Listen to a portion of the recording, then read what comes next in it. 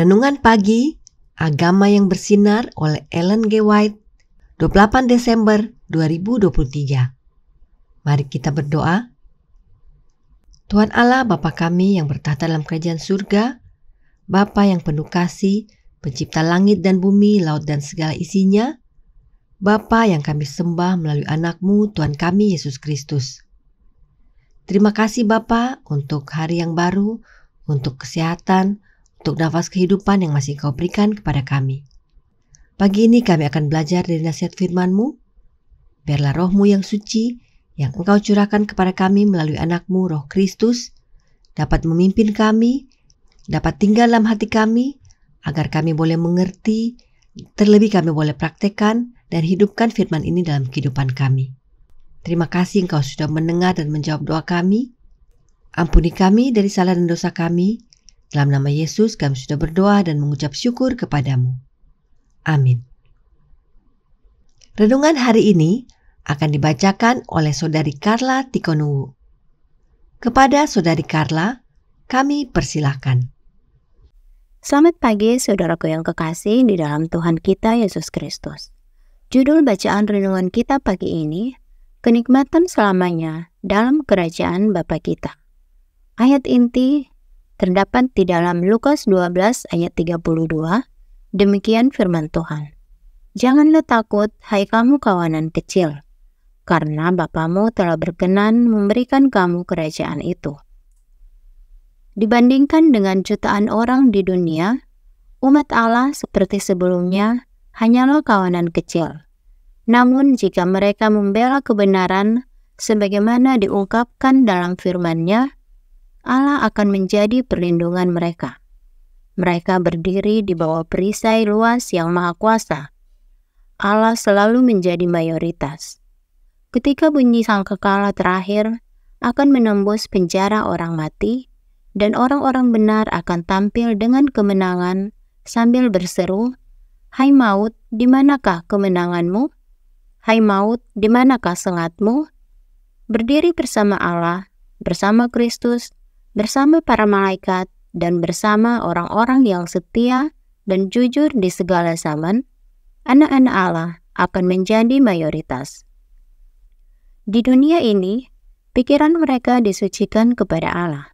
Mereka melayani Dia dengan kecerdasan dan hati, dan sekarang Dia dapat menempatkan namanya di dahi mereka. Dan mereka akan memerintah sebagai raja sampai selama-lamanya. Mereka tidak keluar masuk seperti orang yang mengemis tempat. Mereka termasuk di antara mereka yang menerima perkataan Kristus, "Mari, hai kamu yang diberkati oleh Bapa-Ku, terimalah kerajaan yang telah disediakan bagimu sejak dunia dijadikan." Dia menyambut mereka sebagai anak-anak-Nya dengan mengatakan, "Masuk dan turutlah dalam kebahagiaan Tuhan." Demikian bacaan renungan kita pagi ini. Tuhan Yesus memberkati. Terima kasih atas penata layanan Saudari Carla. Tuhan Yesus memberkati. Selamat pagi saudaraku dalam Tuhan. Renungan hari ini berkata, dibandingkan dengan jutaan orang di dunia, umat Allah seperti sebelumnya hanyalah kawanan kecil. Namun jika mereka membela kebenaran sebagaimana diungkapkan dalam firman-Nya, Allah akan menjadi perlindungan mereka. Mereka berdiri di bawah perisai luas yang maha kuasa. Allah selalu menjadi mayoritas. Ketika bunyi sangkakala terakhir akan menembus penjara orang mati, dan orang-orang benar akan tampil dalam kemenangan sambil berseru, "Hai maut, di manakah kemenanganmu? Hai maut, di manakah sengatmu?" Berdiri bersama Allah, bersama Kristus, bersama para malaikat, dan bersama orang-orang yang setia dan jujur di segala zaman, anak-anak Allah akan menjadi mayoritas. Dikutip dari Radiant Religion, halaman 364, paragraf kedua. Umat Allah yang menang sejak dahulu hanyalah kelompok kecil bila dibandingkan dengan penduduk dunia ini. Tetapi Allah adalah Allah dari yang mayoritas dan bukan minoritas. Tetapi mayoritas yang bagaimana? Perhatikan yang ditandai biru muda. Yang menang itu akan berdiri dengan Allah, dengan Kristus, dengan malaikat-malaikatnya, dan dengan semua yang setia dan benar dari segala zaman. Siapakah Allah yang dimaksudkan? Renungan hari ini sudah jelas menyatakan bahwa kerajaan itu milik Bapa, yang Bapa berikan kepada yang menang. Tapi mari kita baca penjelasan roh nubuat lainnya.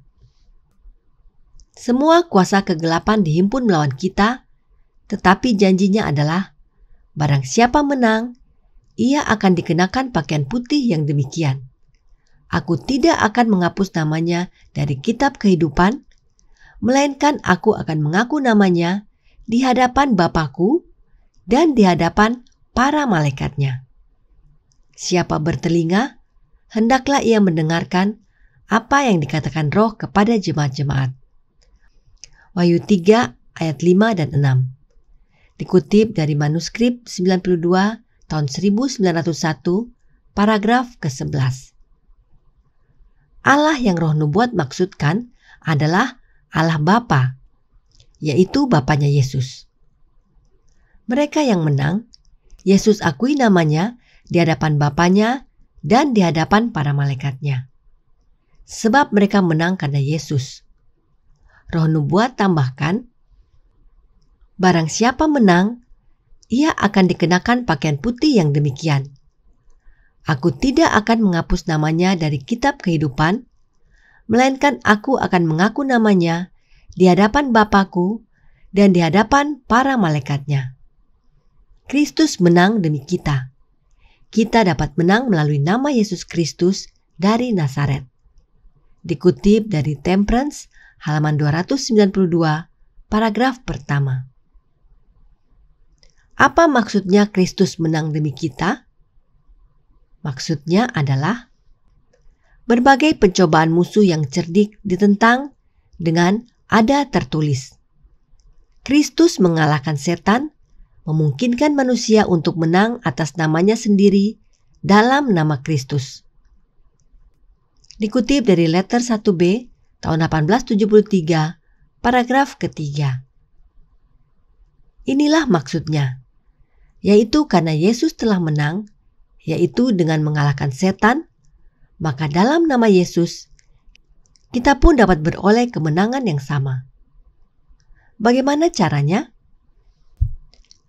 Di dalam Kristus, keilahian dan kemanusiaan dipersatukan, dan satu-satunya cara di mana manusia dapat menjadi pemenang adalah dengan menjadi bagian dari kodrat ilahi setelah lolos dari kerusakan yang ada di dunia melalui nafsu.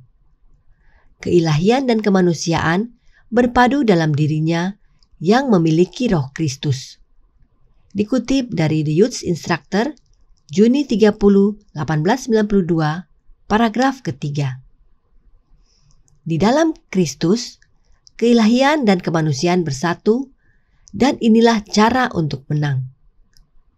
Dan kita dapat memilikinya dengan memiliki Roh Kristus.